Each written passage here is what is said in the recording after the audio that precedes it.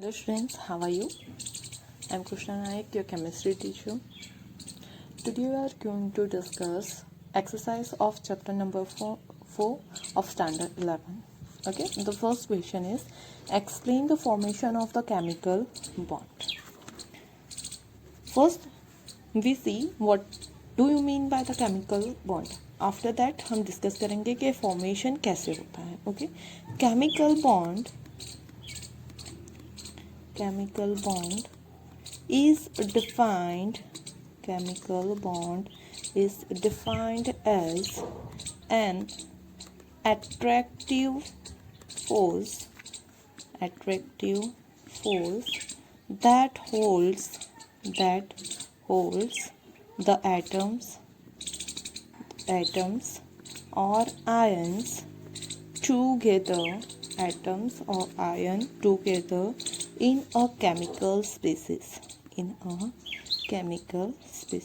मतलब कोई molecule form होता है तब वो फोर्स कौन सा वाला अट्रैक्टिव फोर्स जो एटम और आयन को होल्ड करता है साथ में बाइंड करके रखता है उसे बोलते हैं केमिकल बॉन्ड. ओके, वो it's only a attractive force. A chemical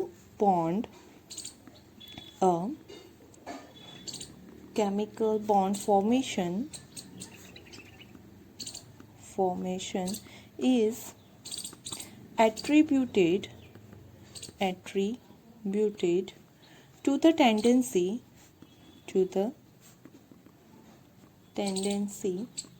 of a system to attain stability. Okay, कोई भी मॉलिक्यूल या एटम बॉन्ड क्यों फॉर्म करता है? To stabilise itself. ओके, जैसे कि हमने पढ़ा था कि ऑक्टेट रूल के बारे में. तो ये जो ऑक्टेट रूल है मतलब कि कोई भी एलिमेंट ट्राई करता है कि वो अपने जो इनकम्प्लीट वैलेंस शेल है उसमें इलेक्ट्रॉन फिलअप करे या फिर उसे डोनेट करे या फिर शेयर करे. किसी भी तरीके से वो नोबल गैस जैसी इलेक्ट्रॉनिक कॉन्फ़िगरेशन गेन करे और खुद को स्टेबल करे. सो element or species form a chemical bond to stabilize itself. Okay, formation of chemical bond between two atoms takes place either by the transference of electron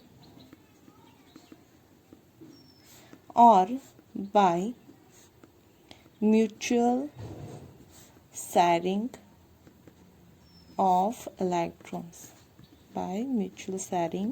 of electrons. Right. ये जो chemical bond है दो तरीके से form हो सकता है. एक तो ट्रांसफर ऑफ इलेक्ट्रॉन से उसे आयनिक बॉन्ड फॉर्म होगा और दूसरा म्यूचुअल शेयरिंग से जो कि कोवेलेंट बॉन्ड या फिर कोऑर्डिनेट कोवेलेंट बॉन्ड हो सकता है. लेकिन दोनों का मेन एम क्या है? टू स्टेबिलाइज द एटम और to gain electronic configuration like noble gases. Okay, now जो मॉडर्न व्यू है वो क्या बोलता है? According to the modern view, the formation of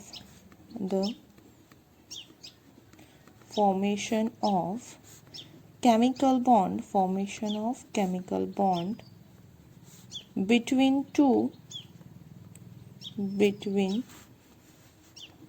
the two approaching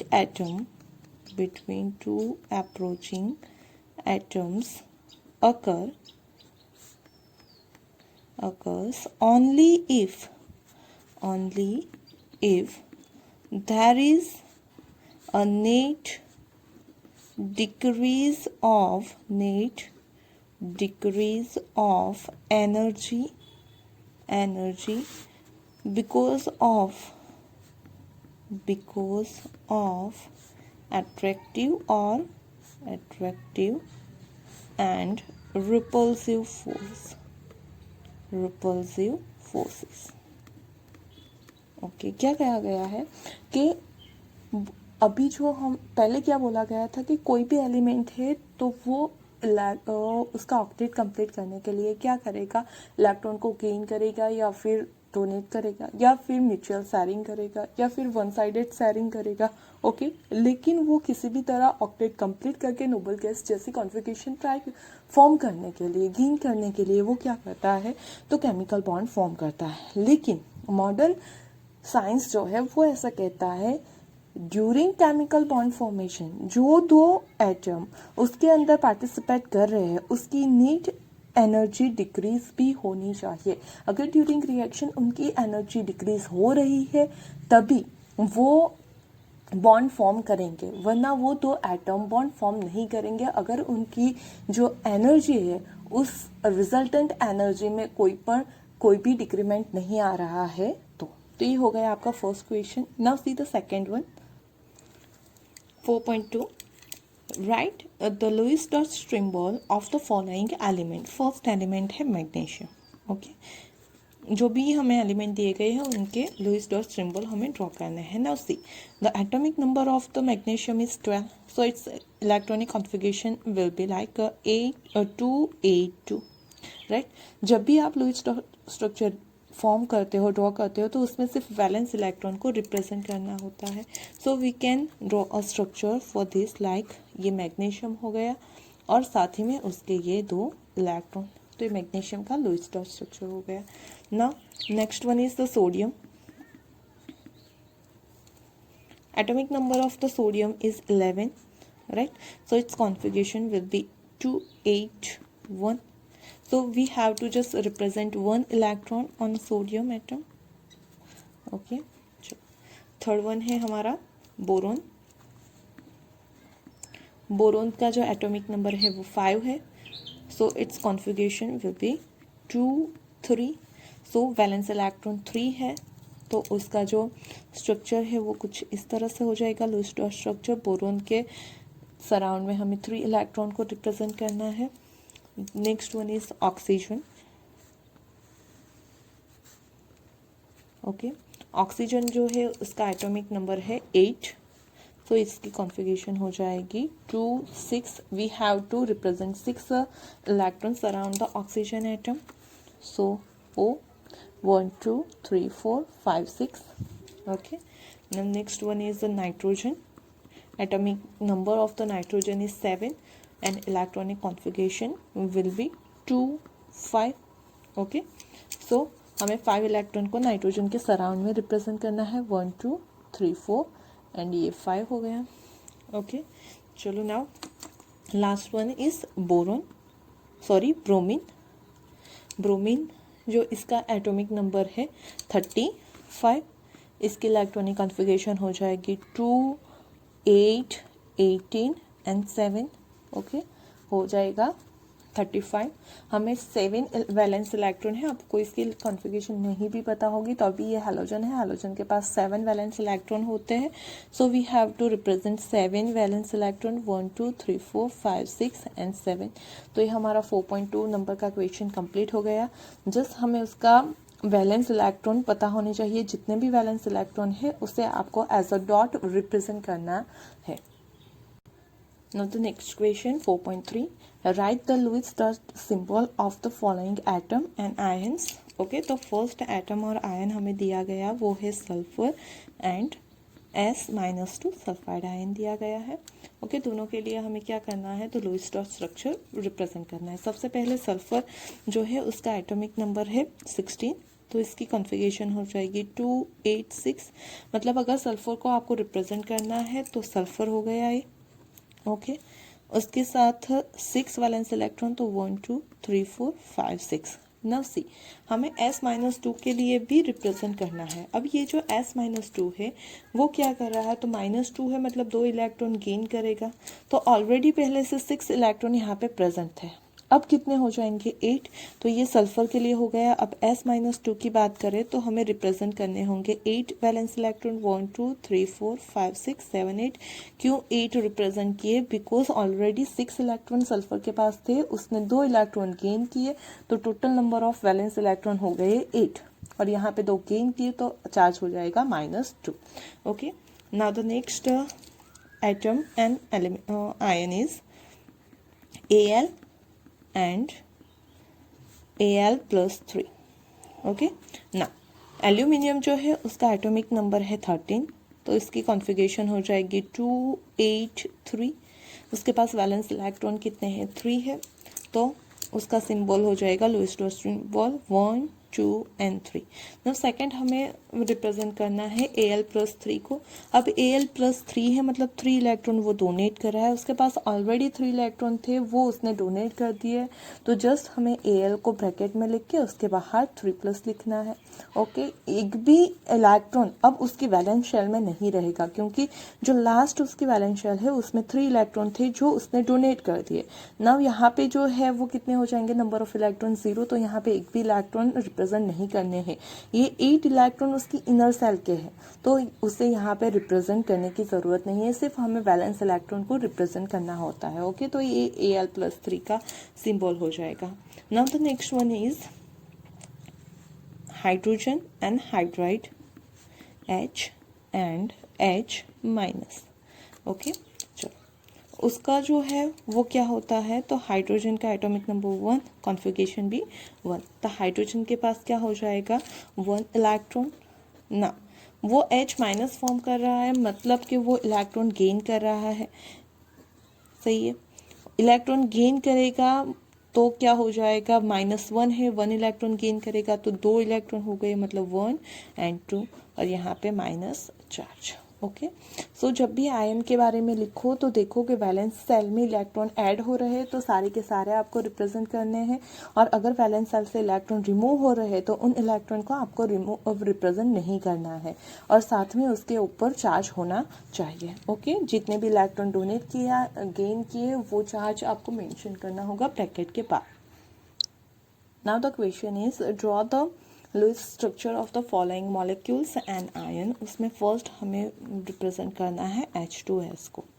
ना, पहले हमें जब भी आपको स्ट्रक्चर ड्रॉ करना है तो यू हैव टू आइडेंटिफाई कि कौन सा सेंट्रल एटम रहेगा। तो यहाँ पे देखो जो सल्फर है वो एक ही है, मतलब वो सेंट्रल एटम हो जाएगा। अब देखो जो हाइड्रोजन है वो क्या कर रहा है? तो हाइड्रोजन की मैक्सिमम 1 इलेक्ट्रॉन शेयर करने की कैपेसिटी होती है, तो ये हाइड्रोजन और ये हाइड्रोजन, एक उसने शेयर किया तो एक सल्फर ने भी शेयर कर दिया। एक अगर ये शेयर करेगा तो इसे भी एक शेयर करना पड़ेगा ना। हाइड्रोजन के पास तो 1 इलेक्ट्रॉन ही होते हैं, लेकिन सल्फर की बात करो तो सल्फर का एटॉमिक नंबर 16 है, तो सल्फर के लिए हो जाता है 2 8 6। उसके पास 6 वैलेंस इलेक्ट्रॉन होते हैं, उसमें से उसने एक हाइड्रोजन के साथ एक और दूसरे हाइड्रोजन के साथ दूसरा, मतलब टोटल 2 इलेक्ट्रॉन शेयर किए, तो 6 में से 2 चले गए, 4 रह गए, तो वो 4 इलेक्ट्रॉन को भी आपको as a lone pair represent करना होगा। तो ये हो गया आपका सल्फर का लोएस्ट डॉट स्ट्रक्चर। और you can also represent that structure like जो भी बॉन्ड फॉर्म हो रहा है उसे आप डायरेक्ट रिप्रेजेंट कर सकते हो। और ये जो H2 है उसका बैंड शेप आएगा क्योंकि उसके पास 2 लोन पेयर ऑफ इलेक्ट्रॉन है सल्फर के पास। ओके, तो ये हो गया आपका structure. Now the next one is SiCl4। ना, यहाँ पे जो सिलिकॉन है उसका एटॉमिक नंबर होता है 14। ओके, तो उसके इलेक्ट्रॉनिक कॉन्फ़िगरेशन हो जाएगी 2 8 4, एंड जो क्लोरीन है उसका एटॉमिक नंबर है 17, तो उसकी इलेक्ट्रॉनिक कॉन्फ़िगरेशन हो जाएगी 2 8 7। अब इसके पास 4 इलेक्ट्रॉन है और इसके पास वैलेंस 7 इलेक्ट्रॉन है। ओके, यहाँ पे शेयरिंग से वो दोनों बॉन्ड फॉर्म करेंगे, तो कैसे फॉर्म करेंगे? ये हो गया हमारा सिलिकॉन। ओके, जिसके 4 इलेक्ट्रॉन है, तो ये 1 ये 2 3 एंड 4, और साथ ही में कौन है? तो साथ में है उसके क्लोरीन। 4 क्लोरीन एटम के साथ वो अपना एक एक इलेक्ट्रॉन क्या करेगा? तो शेयर करेगा। अगर वो एक एक इलेक्ट्रॉन शेयर करता है तो यहाँ पे हमें मिल जाएगा क्लोरीन। अगर सिलिकॉन ने एक किया तो ये भी एक करेगा, साथ में से एक सैर किया तो रह गए 6, 1 2 3 4 5 6। सिमिलरली यहाँ पे भी एक क्लोरीन ने एक इलेक्ट्रॉन सैर किया और रह गए 6, तो 1 2 3 4 5 6। क्लोरीन 1 इलेक्ट्रॉन सैर करेगा, 1 2 3 4 5 6, 3 लोन पेयर के फॉर्म में रह जाएंगे। ओके, तो ये हो गया structure of SiCl4, Lewis dot structure of SiCl4. Okay, now the next one is BeF2. BeF2, यहाँ पे जो बेरिलियम है उसका एटॉमिक नंबर होता है 4, तो इसकी इलेक्ट्रॉनिक कॉन्फ़िगरेशन हो जाएगी 2 2, एंड जो फ्लोरीन है उसका एटॉमिक नंबर 9 है, तो हो जाएगा 2 7। ओके, चलो अब बेरिलियम है हमारा सेंट्रल मेटल एटम। ओके, तो वो सेंटर में यहाँ पे हम रिप्रेजेंट कर देते हैं उससे बी को, उसके 2 इलेक्ट्रॉन, तो ये 1 और ये दूसरा।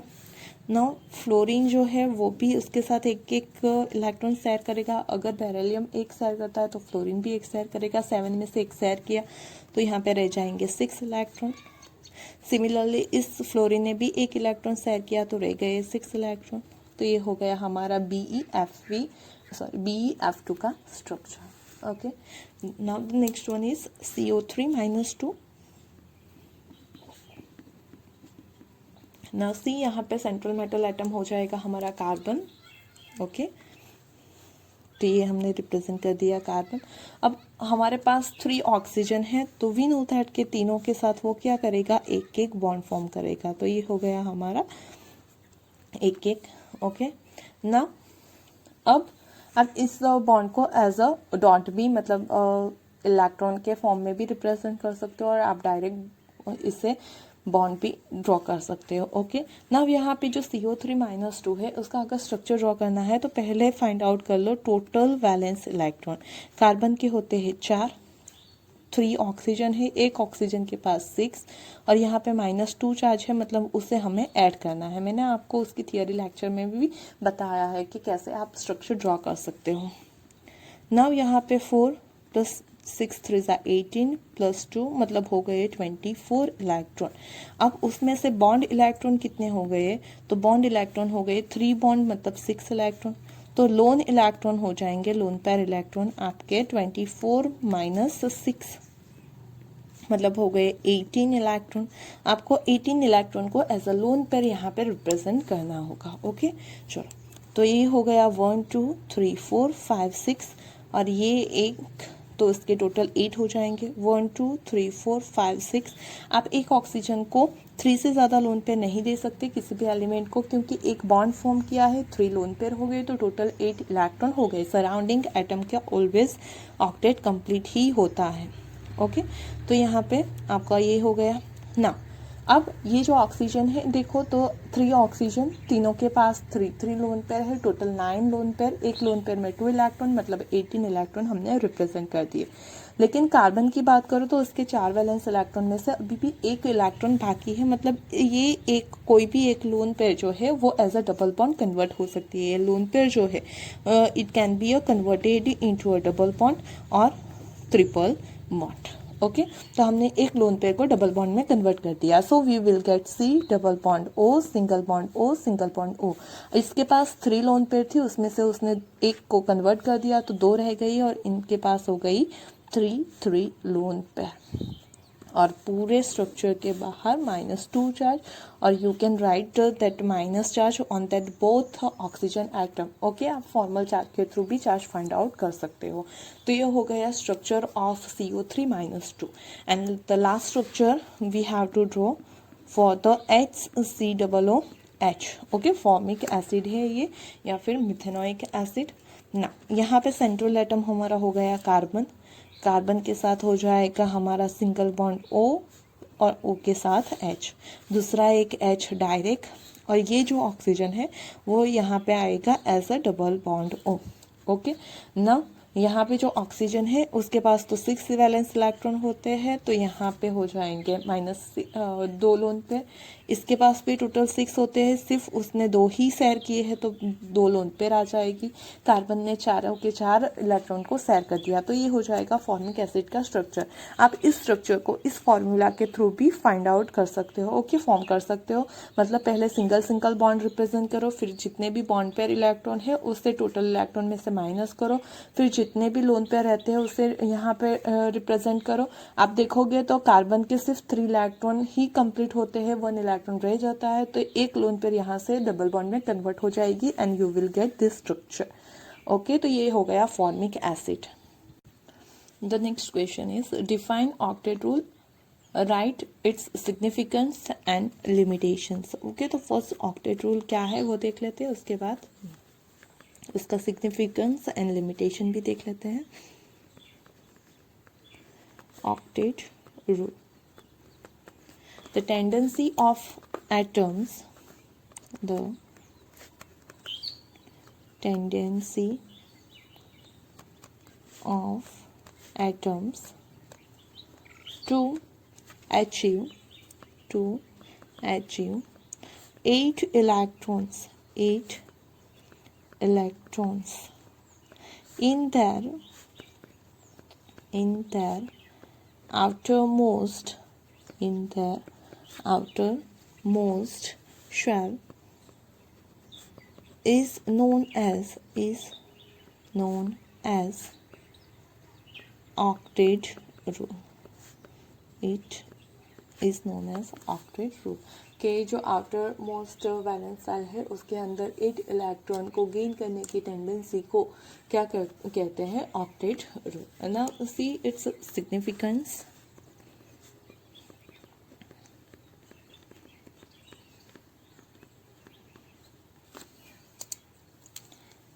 by the concept of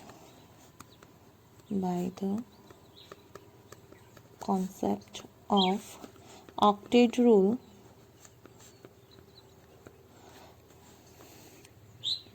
most of structure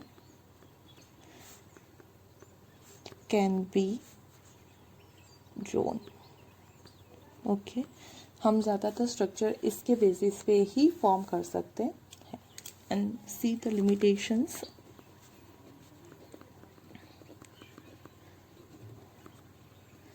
तो फर्स्ट लिमिटेशंस है incomplete octet, incomplete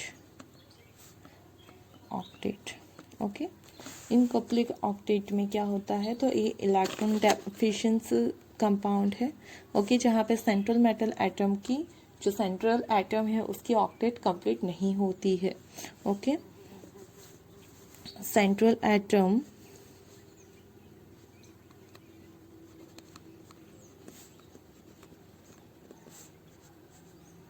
has incomplete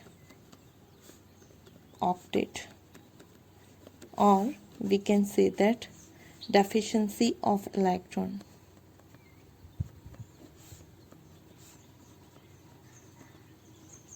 okay, example देख लेते हैं। तो एग्जाम्पल के तौर पे हमारे पास हो जाएगा LiCl, जिसमें लिथियम एक शेयर करेगा और ये एक शेयर करेगा। नव यहाँ पे देखो तो लिथियम का ऑक्टेट कंप्लीट नहीं है, जबकि ये जो क्लोरीन है उसका ऑक्टेट कंप्लीट है, लेकिन यहाँ पे ओनली 2 इलेक्ट्रॉन रह जाएंगे। ओके, चलो दूसरा एग्जांपल देख लेते हैं। BeCl2 और BeH2, आप जो भी दे लो, Be एक यहाँ पे एक। अब देखो तो यहाँ पे जो हाइड्रोजन है उसका ड्यूप्लेट कंप्लीट है। ओके, वो उसकी तो मैक्सिमम हीलियम जैसी कॉन्फ़िगरेशन गेन करने के लिए 2 इलेक्ट्रॉन ही चाहिए, लेकिन जो बेरिलियम है उसके पास सिर्फ यहाँ पे 4 इलेक्ट्रॉन है, मतलब इसका इनकम्प्लीट ऑक्टेट हो गया। Okay, you can also draw the structure of BeCl3, boron trichloride. Okay, the second rule है एक्सपांड ऑक्टेट।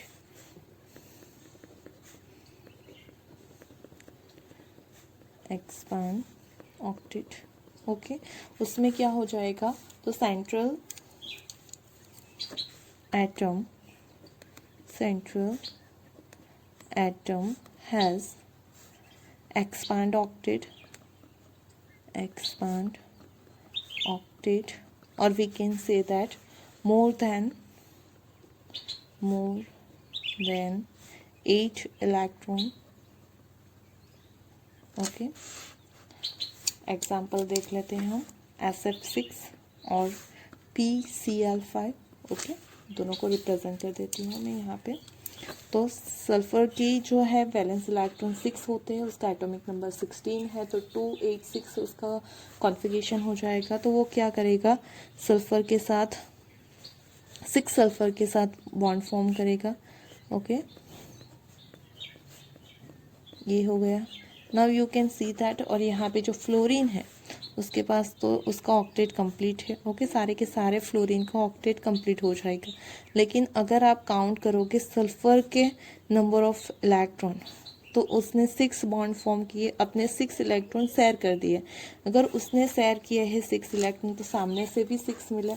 मतलब कि अगर आप सल्फर के यहाँ नंबर ऑफ इलेक्ट्रॉन काउंट करोगे, then you will get number of electron 12। मतलब 8 से ज़्यादा हो गया तो हम बोल सकते हैं एक्सपांड ऑक्टेट है। ओके, सिमिलरली PCl5 में भी ऐसा ही होगा कि फॉस्फोरस अगर अपने 5 इलेक्ट्रॉन शेयर करता है, तो क्लोरीन भी अपने 5 इलेक्ट्रॉन एक एक करके शेयर करेगा। ओके, 5 क्लोरीन एक इलेक्ट्रॉन शेयर करेंगे। फ्लोरीन के 6 इलेक्ट्रॉन जो अदर है वो एज अ लोन पेयर रह जाएंगे, और साथ में क्लोरीन जो है वो अपना ऑक्टेट कंप्लीट कर लेगा। लेकिन अगर आप फॉस्फोरस की बात करो, तो फॉस्फोरस के कितने इलेक्ट्रॉन हो गए, तो यहाँ पे फॉस्फोरस के इलेक्ट्रॉन हो जाएंगे 1 2 3 4 5 6 7 8 9 10 इलेक्ट्रॉन, मतलब मोर देन 8 इलेक्ट्रॉन। तो ये हो जाएगा incomplete, sorry, expand octet rule. Similarly third main जो लिमिटेशन वो है ऑड नंबर इलेक्ट्रॉन्स। ओके, उसमें क्या हो जाएगा, सेंट्रल एटम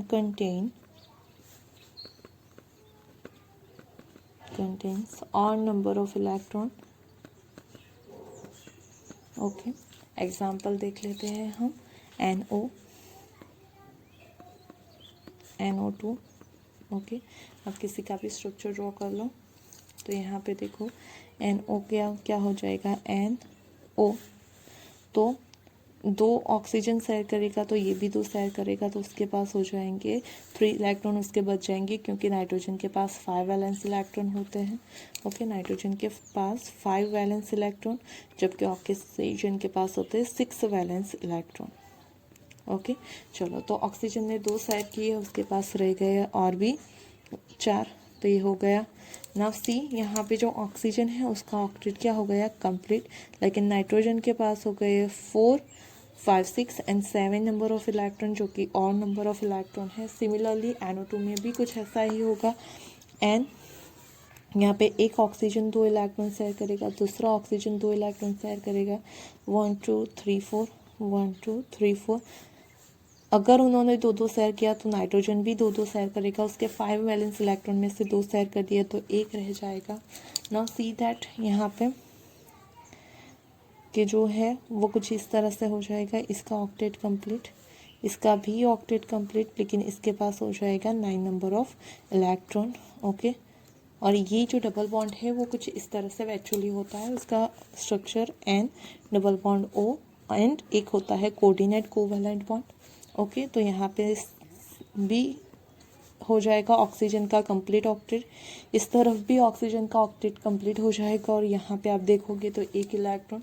और अगर कोऑर्डिनेट कोवैलेंट बॉन्ड फॉर्म करता है, तो नाइट्रोजन के पास यहाँ पे हो जाएंगे टोटल 4 2 2 4 5 6 एंड 7 इलेक्ट्रॉन, मतलब कि और नंबर में इलेक्ट्रॉन यहाँ पे रह जाएंगे नाइट्रोजन के पास। तो ये हो गई लिमिटेशन ऑफ ऑक्टेट रूल। लेकिन ये सारे जो कंपाउंड हमने देखे हैं वो सारे क्या है, स्टेबल कंपाउंड है। Okay. Next question is 4.6. Write the favorable condition for the formation of ionic bond. Okay, पहले आयनिक बॉन्ड क्या है वो देख लेते हैं, उसके बाद उसकी फेवरेबल कंडीशन भी देख लेते हैं. Ionic bond is formed by transference of electrons from one atom to another. Okay, to complete that octet वो क्या करते हैं, एक डोनेट करेगा, एक गेन करेगा और आयनिक बॉन्ड फॉर्म करेगा. Okay, now the favourable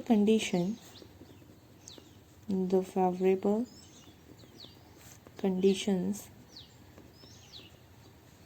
for its formation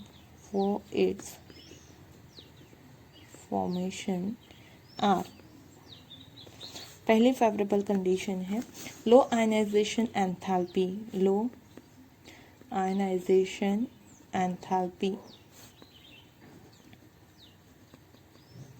of element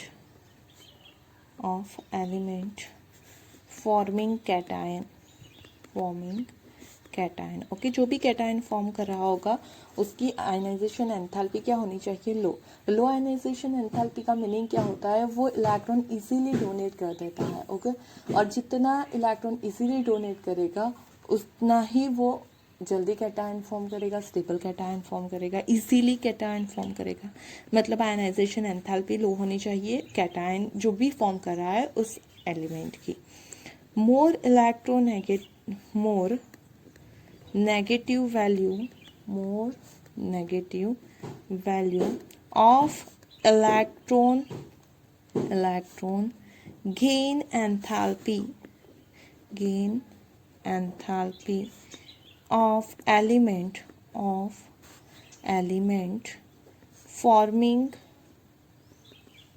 the anion. Okay, जो एनायन फॉर्म कर रहा है उसकी electron gain enthalpy more negative होनी चाहिए. नेगेटिव इलेक्ट्रॉन गेन एंथैल्पी का मीनिंग क्या होता है कि वो एनर्जी रिलीज कर रहा है.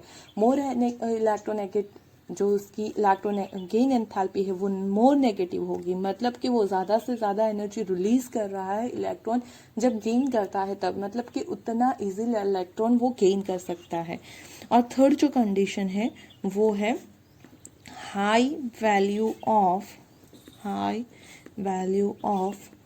lattice enthalpy of the compound formed. मतलब कि जब भी कंपाउंड फॉर्म होता है तब ज़्यादा से ज़्यादा लेटाइस एनर्जी रिलीज होनी चाहिए. लेटाइस एनर्जी किसे बोलते हैं, तो when ever we are forming 1 mole of ionic compound. Okay, during the formation of ionic compound the energy liberated, or when we have to break 1 mole of compound and we required energy, that amount of energy is known as the lattice energy. मतलब कि जब भी formation होता है तब ज़्यादा से ज़्यादा एनर्जी रिलीज होनी चाहिए. अगर एनर्जी रिलीज ज़्यादा हो रही है देन वो आयनिक कंपाउंड फॉर्म करेगा. तो ये तीनों जो कंडीशन है, जो कैटायन फॉर्म करता है उसकी लो आयनाइजेशन एंथैल्पी, जो एनायन फॉर्म करता है उसकी electron gain enthalpy more negative होनी चाहिए और ज़्यादा से ज़्यादा लेटाइस एंथैल्पी होनी चाहिए. इन तीनों कंडीशन में आयनिक बॉन्ड इजीली फॉर्म होगा. Okay, now see the next question 4.7. Predict the shape of the following molecules using the VSCPR model. Okay, the first we have molecule BeCl2. Okay, now यहाँ पे देखो तो surrounding atom 2 ही है. Okay, तो जब भी 2 ही है तब तो कोई प्रॉब्लम ही नहीं है. ऑलवेज उसका शेप क्या आ जाएगा, लीनियर. यहाँ पे जो बॉन्ड पेयर है वो कितनी है, 2 है, और लोन पेयर कितनी है, 0 है. अगर लोन पेयर नहीं है और 2 ही सराउंडिंग एटम है तो वो हो जाएगा बॉन्ड एंगल 180. मतलब यहाँ पे हो जाएगा ये लीनियर शेप. ओके, कौन सा शेप आएगा, linear shape. Okay, now the second one is we having BCl3. Okay, now see यहाँ पे भी देखो तो जो बॉन्ड पेयर है वो कितनी है, 3 सराउंडिंग एटम है, तो बॉन्ड पेयर हो जाएगी 3। अब देखो बोरोन जो है उसके पास वैलेंस इलेक्ट्रॉन 3 ही है, उसने 3 शेयर कर दिया है, तो लोन पेयर भी हो जाएगी 0। ओके, अब bond pair lone pair bond pair जो है वो डायरेक्ट आप सराउंडिंग एटम से निकाल सकते हो, और लोन पेयर यहाँ पे वैलेंस इलेक्ट्रॉन जितने भी है उसमें से कितने उसने यूज कर लिए, बाकी के जो होंगे वो लोन पेयर की तरह आएंगे। अब 3 है तो अकॉर्डिंग टू द VSCPR क्या हो जाएगा, वो फॉर्म करेगा ट्राइगोनल प्लेनर। ओके, मतलब यहाँ पे बी नहीं, Cl एंड Cl। ओके, ये जो बॉन्ड एंगल था वो 180 का होगा, जबकि ये सारे जो बॉन्ड एंगल है वो 120 के होंगे। ओके, और ये शेप हो जाएगा ट्राइगोनल प्लेनर। ओके, ये एक ट्राइगोन फॉर्म करेगा और एक ही प्लेन में होगा, so it will be a trigonal planar. Now the third one is SiCl4। Now see, यहाँ पे जो है वो बॉन्ड पेयर कितने हो जाएंगे, तो बॉन्ड पेयर इलेक्ट्रॉन हो जाएंगे हमारे 4, क्योंकि 4 सराउंडिंग है।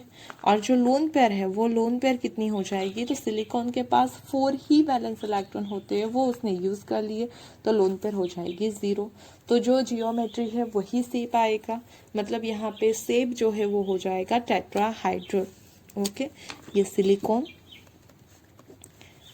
ये Cl Cl Cl और Cl।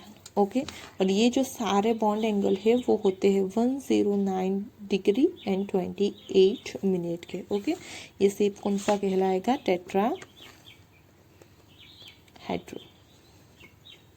Okay, now the next one is fourth one H2S। Okay, अब देखो जो H2S है उसमें क्या है, तो यहाँ पे बॉन्ड पेयर कितने हैं, तो बॉन्ड पेयर है हमारे पास 2। नाउ सी कि जो हमारा सल्फर है उसके पास 6 वैलेंस इलेक्ट्रॉन है, उसने 2 शेयर किए तो 4 इलेक्ट्रॉन रह गए, मतलब लोन पेयर भी हो जाएंगे 2।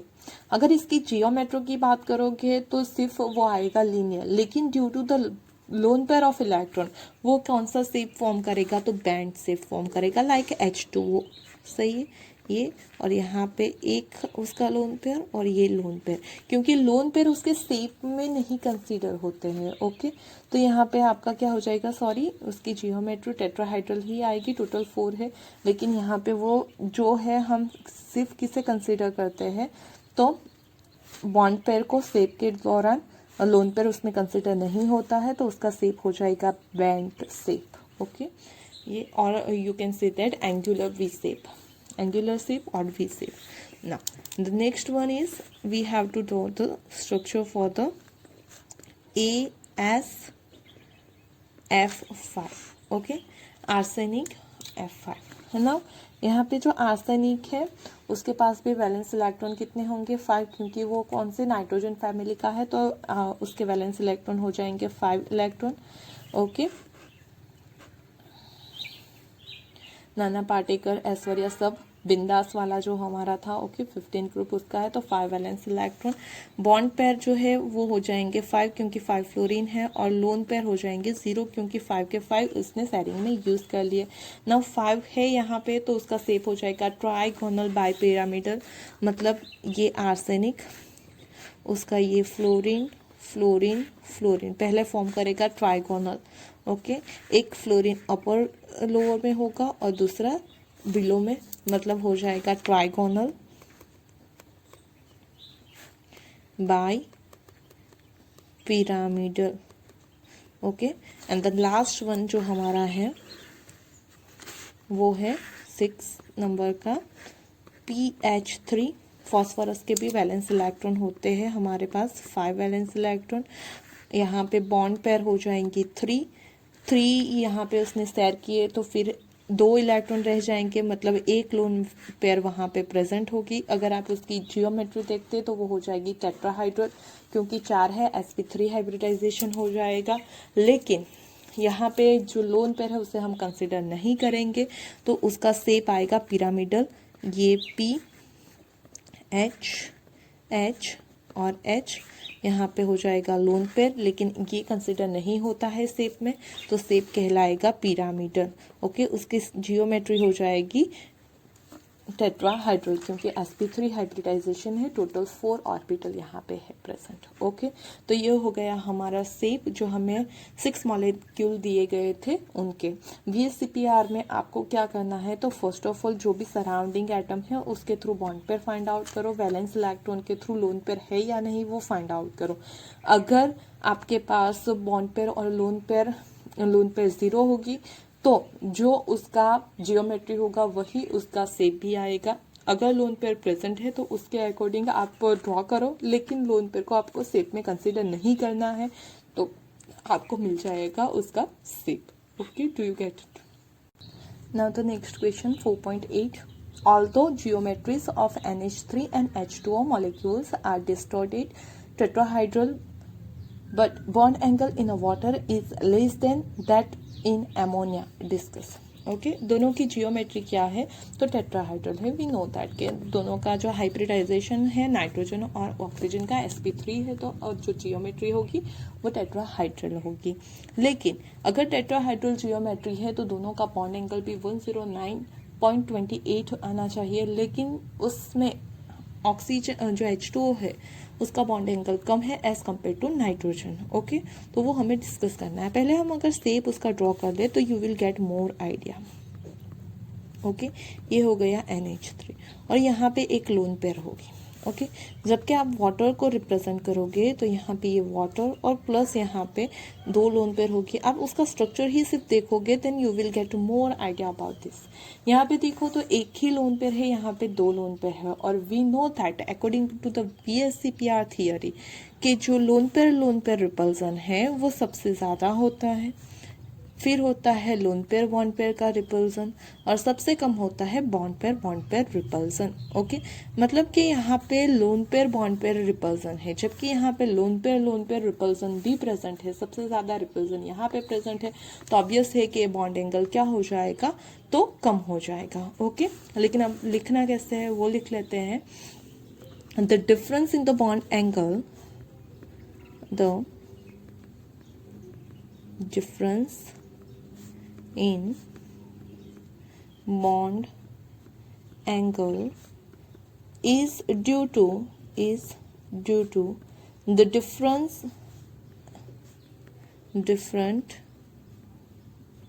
numbers of lone pairs and bond pairs in the two species। Okay, दोनों के अंदर number of lone pair and bond pair क्या है, डिफरेंट है, उस वजह से उसका बॉन्ड एंगल भी क्या हो रहा है, डिफरेंट आ रहा है। अब हमें ये भी बताना है कि H2O का स्मॉलर क्यों है। तो इन NH3 the nitrogen atom has one lone pair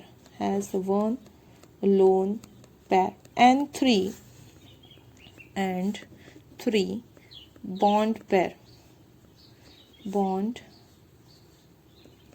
pairs, while in H2O the oxygen atom has 2 lone pairs and 2 bond pairs okay, the repulsive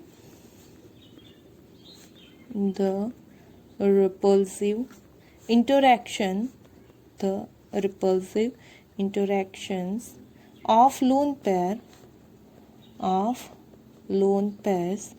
and bond pairs in water are relatively more than those in NH3। okay, यहाँ पे हमने पहले ही बात की कि number of lone pair H2O में ज़्यादा है। अगर नंबर ऑफ लोन पेयर ज़्यादा होगी तो रिपल्सन भी क्या होगा, ज़्यादा।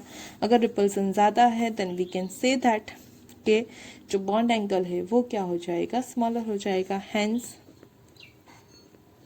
Bond angle around central atom in water is relatively smaller